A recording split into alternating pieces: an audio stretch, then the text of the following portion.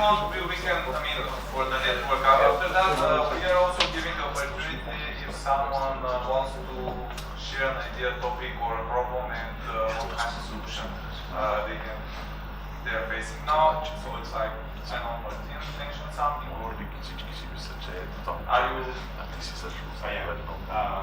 I'm ready to. My name is Martin. I work for a Dutch company in a very different domain from data science. It's in the field of justice. So what we do is we study what are the legal problems of people in daily life. So we study how many divorces there are, how many disputes between neighbors, and so on and so forth. And I do a lot of survey research as well, all over the world. But recently we have a project actually starting right now in Uganda.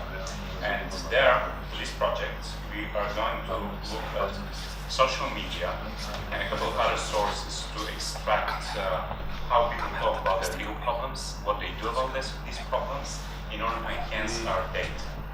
So for me, this is a big pain point, because I deal mostly with statistics, but not with data. I want to share with you, we are going to tap into Twitter, into some blogs, into some administrative data, and also in some very interesting source, community radio.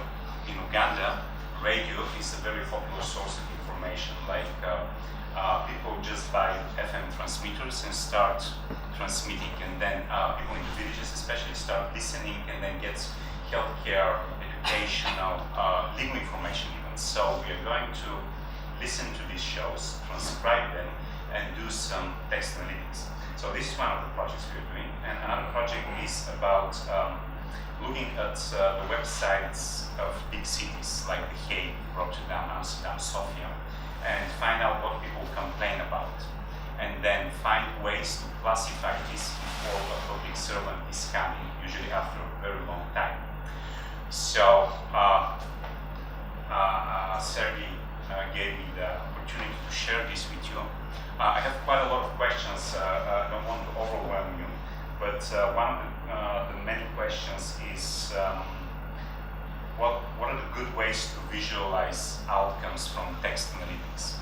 Another pain point is what are other possible data sources for such type of problems? So we were talking about companies because procurement is mostly about companies, but I'm interested about people.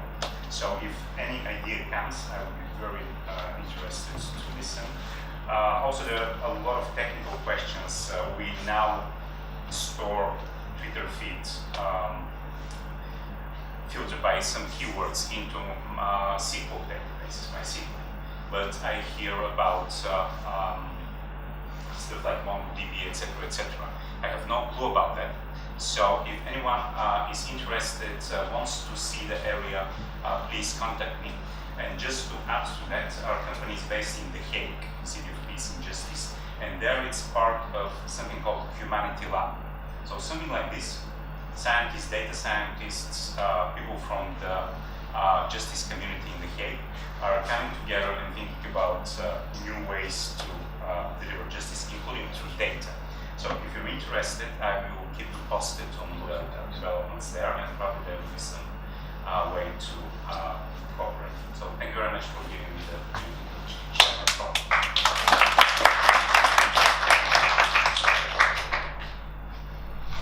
I don't know, do you expect any answers? Yeah, we do. Because not right now, but questions, afterwards. because if it is, I told you if it's technical stuff which you are wondering. I mean, for me on Twitter, he's one of the masters. I mean, The master of Twitter. Yeah, maybe we can discuss it later. I'm not sure. Okay. Just a second. I'm going to make a quick experiment. Who does have some sort of answer or some sort of comment to the thing? Please raise your hand. Okay. Okay. We have 2 or 3 persons over there. So this is the way we do it. Okay. So anyone else? Just I would like to present something because it's like for less than 2 minutes, and I'm really good at saying things in less than 2 minutes.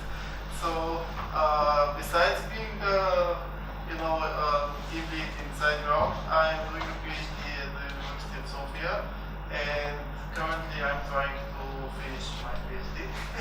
So currently I'm analyzing users in social media. That's my topic, and I'm really interested in analyzing Twitter because Twitter is free, and specifically emotions of Twitter users.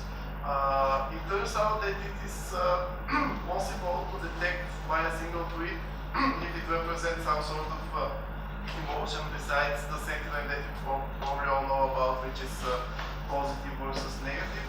It can have some more like structure of the emotion. It can have different aspects. It can have different types of emotion, like sadness, happiness, anger, and a few others. There are currently some scientific competitions that are going on in the area, especially for emotion detection.